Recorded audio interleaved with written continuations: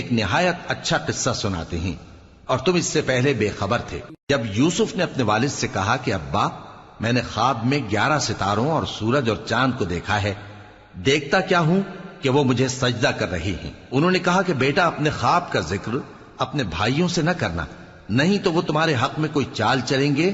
کچھ شک نہیں کہ شیطان انسان کا کھلا دشمن ہے، اور اسی طرح اللہ تمہیں برگزیدہ و ممتاز کرے گا اور خواب کی باتوں کی تعبیر کا علم سکھائے گا، اور جس طرح اس نے اپنی نعمت پہلے تمہارے دادا پر دادا ابراہیم اور اسحاق پر پوری کی تھی، اسی طرح تم پر اور اولاد یعقوب پر پوری کرے گا۔